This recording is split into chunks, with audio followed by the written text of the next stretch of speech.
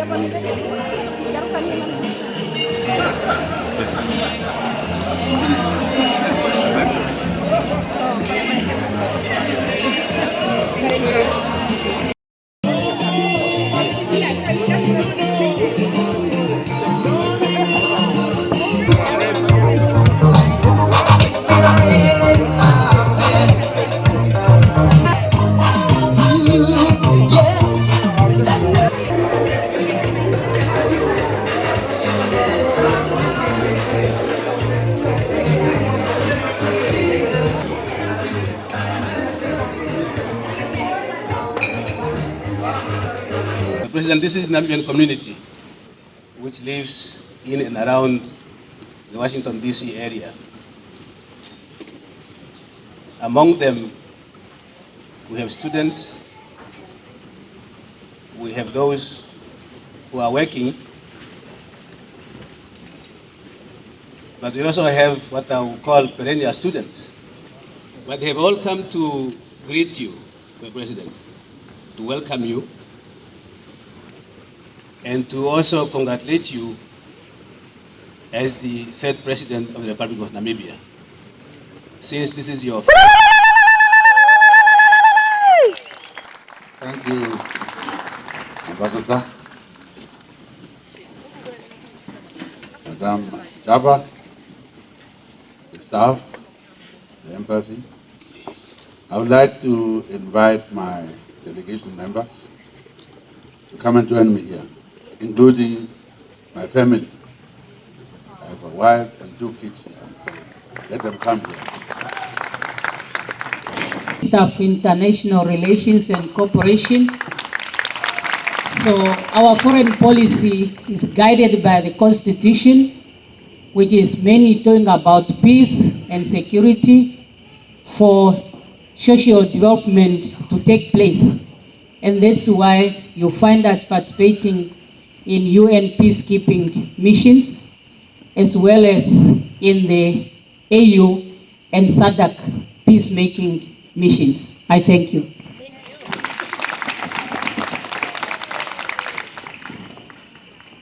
Good evening, Comrade President, and thank you for the honor. is we are a constituency here. And I know that you always visit the country and meet different people, and you should, your government or your administration should treat us as such. So we do have a lot of questions, but maybe not tonight, but in your next visit or when you send someone, and the ambassador is always here, you should hear our questions.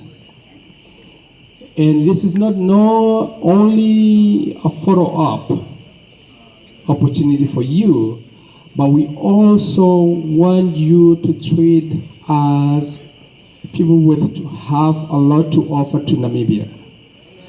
Some of us, we have professors and doctors here in the room, and whatever it is what we're doing, we have a lot of skills. And the questions when you work here, you always ask yourself, what is it what I can contribute to our country? This is where we are in our stages in our life. I heard you say brain gain, but not brain drainage. So there are a lot of people with the skills. All those people who have been introduced here, mingle with these people and ask them, what is it what they have to offer to you? Question that you have to engage your government with. I mean, you have to engage with us. What is it what we have to offer? It's not only here, but it's a lot more we have to offer. Please, Mr. President, look at us as something that we have to offer a lot to the country, but not necessarily people who have to sit down and see the pictures or whatever it is. And the foreign minister is here, and please engage with us. We want to know what can we offer to Namibia? Now, diaspora. Firstly, yesterday I said we don't regard you anymore as sellouts if you stay outside Namibia, or regarding that as brain drain. The world is becoming a very small and interdependent world, a global village, and therefore, if you're in a country like this, with all facilities that you can think of, you have a chance to be here to study, and if you stayed here 20 years and still don't have a degree or skills, then you cannot contribute anything to Namibia. I keep on saying to people by quoting President Kennedy, I say, ask not what your country can do for you, but ask what you can do for your country. Then I paraphrase that by saying, ask not what the government can always do for you, but say, government, I have done this, meet me halfway. I would like to know from you, you are here, what did you do? And how do you want us to meet you halfway? I don't think Namibians must be assigned to develop their country. You cannot be begged by the government to say, please come back home and contribute. We are all here. I was a student here too. But I knew I had a commitment to my country. I told you about my mother, I found here in '65, before some of you were born. But I studied, and I went back to go and suffer, to contribute something to my country. Nobody asked me. So that's not always saying government must engage us. Why? It's your duty to contribute to your country. It's your country. Right. But what facilities are there? They will be there as they are there for those who are in the country. So please, if you want to come back to sacrifice. But don't go back empty-handed again. We would like you to have skills and also money. You are working, this is a rich country. So you take they allow you to take the money out. You take your money and go and establish something to hire some people. Then you are contributing. Yes. So you will be welcome. I made it very clear that it's not a brain drain. That concept is thrown out of window. You are gaining brain. Are you gaining brains? are you gaining skills to go back and contribute to building your country, which is still a developing country? Good evening, everybody. Good evening, Mr. President and Mrs. First Lady. It's such an honor.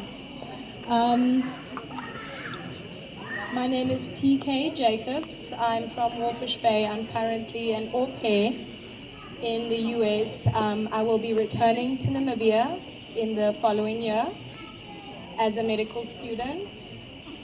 I have one question, actually two.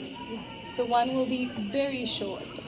Mr. President, how did you win the heart of such a beautiful First Lady? I want to mention, I believe our First Lady is one of the most beautiful in Africa. Serious question. I have been hearing about dual citizenship. I have spoken about going back to Namibia, but if things should change, is it possible for me to have dual citizenship in the US and still maintain my citizenship of Namibia? That is my question. Good questions. Thank you. Dual citizenship. You see, when you are born in a country, they talk about blood and soil, then you are automatic citizen. Nobody can take away your birthright. All you do is, if you have gone and joined the foreign army, you will definitely lose your citizenship, because you join some other people to fight against your country. But any Namibian born on Namibian soil, even foreigners, are automatic citizens. Since we have a different passport, you just have to regularize that. Apply, you say, I have this citizenship, and I want to. Nobody can stop you if you throw away United States passport and go back and say, I was born here. You will be welcome. You cannot be denied your citizenship. But that's not so. Thank you. It's not open-ended. We'll wind up at some point, so move forward quickly. Good evening, Mr. President and Mrs. First Lady. My name is Constance Mann, and my question to you is, what advice would you give to young people here in the US? And what skills do you think they should pursue that will be able to help Namibia move forward, both economically and socially?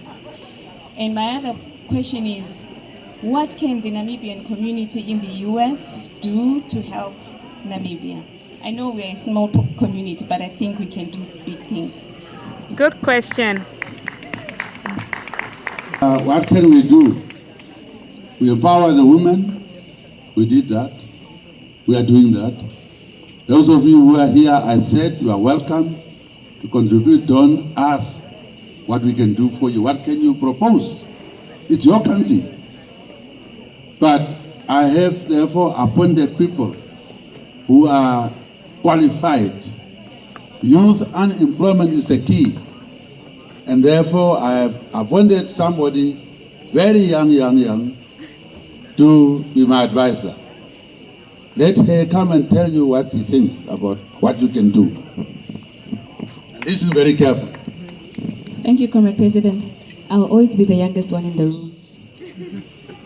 The question was, what can those living in the diaspora do for Namibia to contribute back to Namibia's economy? And I think the first thing that you're doing is gaining the necessary skills and experience and knowledge. And once you've built up enough experience in preparation for what you can do back home, the government priority is industrialization and manufacturing. So how do we add more value to those resources that we have to create companies and grow industries that can absorb and employ a lot of Namibians who are currently sitting unemployed? So your intent should be to come back home and to help to create some of those businesses that are needed on the ground. The second thing that you can do from here is to position yourselves in positions of influence and to become ambassadors, which you already are of Namibia, not just Ambassador Anjaba, and to promote Namibia as a tourism destination and also as a preferable investment destination. I think that is my contribution, Excellency. I ask for the opportunity, Comrade President, because I hear the question is what can we do as Namibians in the diaspora? The President has said tonight that we have declared war on poverty, and perhaps one thing that you can consider as Namibians is to raise funds. We are going to set up a food bank, and this food bank will be targeting the very poor of the poorest in our country. So if you can raise funds and then send those funds through over to Namibia, we can use those funds to buy food and distribute to the poor of the poorest. Any dollar that you can raise in the Namibian context will be more than what you think a dollar can do for you here. So that's one consideration that you should take home and see how can you go and raise funds amongst your friends and colleagues and your families. Even if it is just $1,000 that you can send, it will go a long way to help us in setting up that food bank. Thank you. Thank you. All right, Mr. President, I work in higher education, and I just wanted to ask you one question. When is actually Namibia going to implement the online learning system? In that way, you know, even adult education that want to go back to school, that are in the rural area, can still go back to school and be educated. In what context would you like online education? Is that for Higher high school? education. So basically, for those people, you know, they didn't get a chance to go to school while they're, you know, due to the war, whatever, while they're young, you know, still get a chance to go to school. Like here, they do online schooling. I don't see it yet in Namibia. I see distant learning, but not online setting. Okay. You see, maybe we can start before you even get to post-secondary education.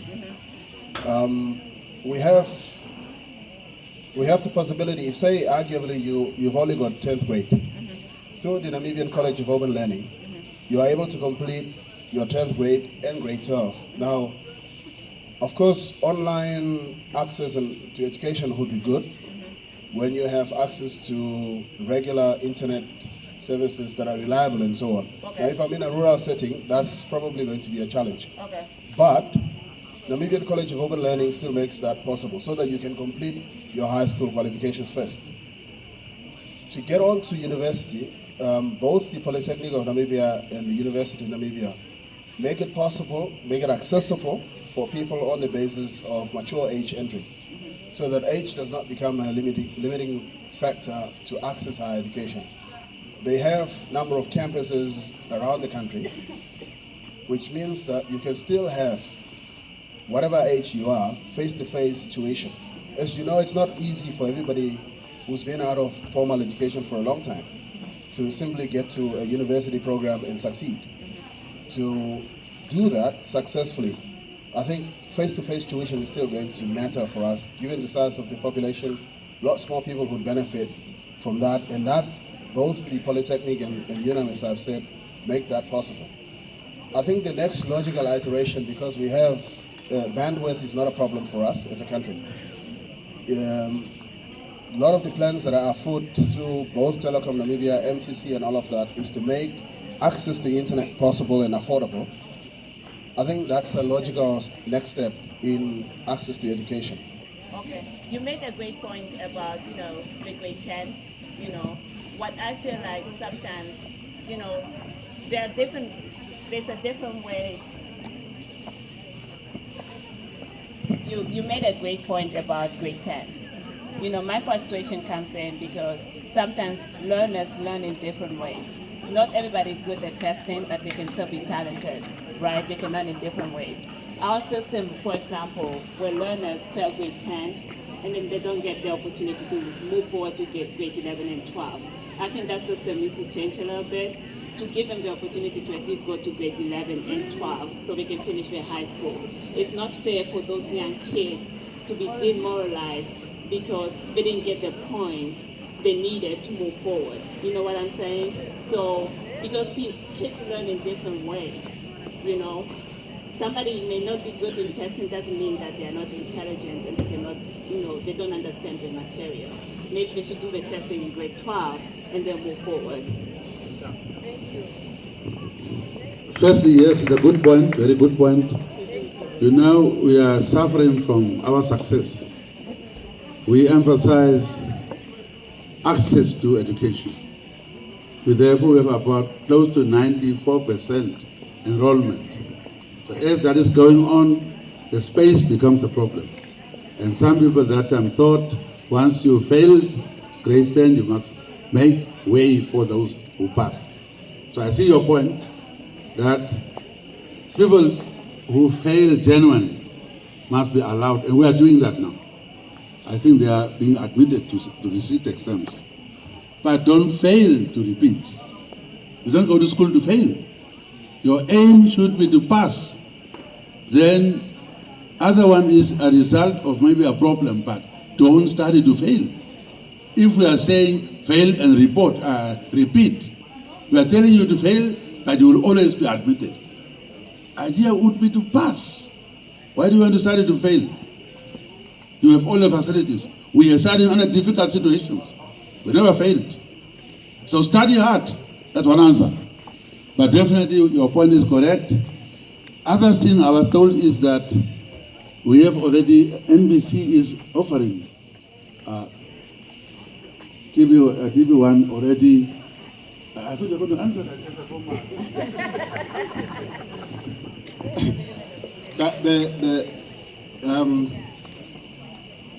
I think, in fact, the point the President made in relation to what you just said, you are the type of citizens who have a lot of value to add, and I think you've heard him say the invitation stands to formally engage and make that kind of contribution. But in terms of, you said different people learn differently and access information differently. As far as using what most people have access to, 70% of Namibians have access to television. 98% of Namibians have access to radio. So both radio and television are now being used as modes of delivering information to students that are studying distance and on their own, so that we can assist those that are doing high school. But the next phase was obviously to look at university programs and delivering university educational material through those means that most of our citizens can still easily access. So we've made progress in that direction. Thank you very much. Before we close this part of the evening, I also just wanted to mention that the President is leaving tomorrow for New York, where he will be attending the United Nations General Assembly. So he's got a full week ahead of him. It will be a very busy week. And we wish you, the President and the delegation, all the best during your stay in the U.S. We, as a nation, look forward to your leadership, and we will also do our best to contribute to the development of the country. Once again, we wish you good health and renewed strength to lead our nation to prosperity. The night is still young, I believe, and you are welcome. This is your house, as I said earlier on. Enjoy the evening, and then for those who may want to stay on,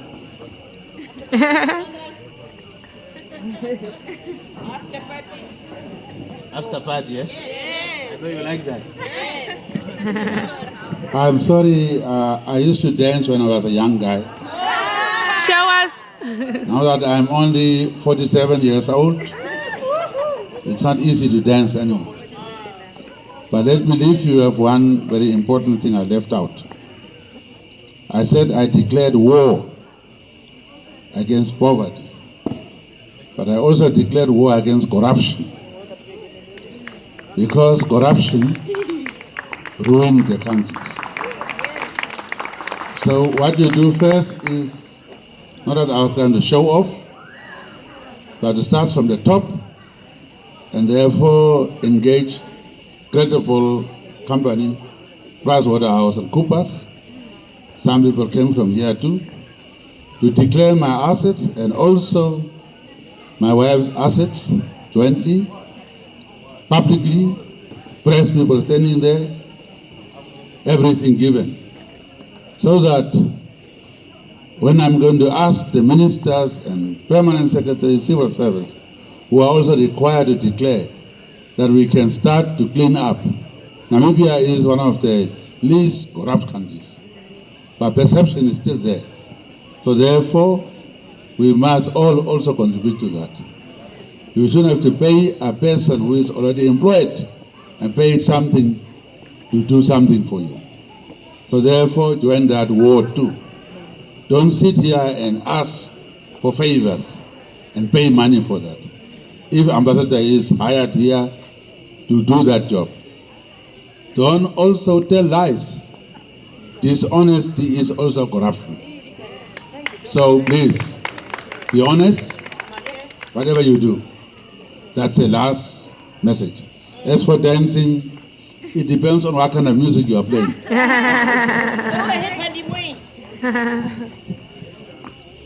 Thank you once again, President, for your very important message. Let's enjoy the evening. You're at home.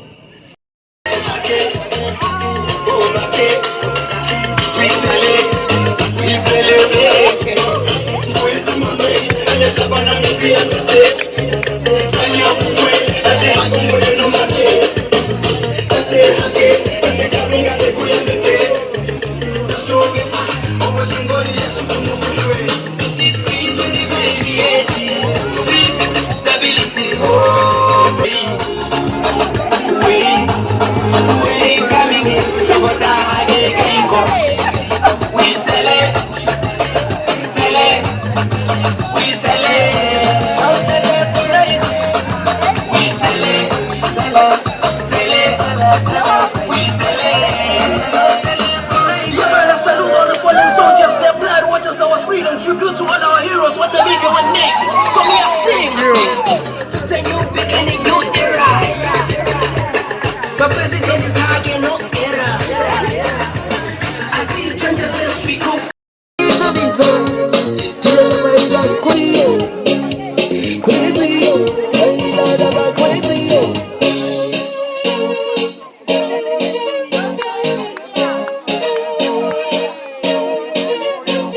See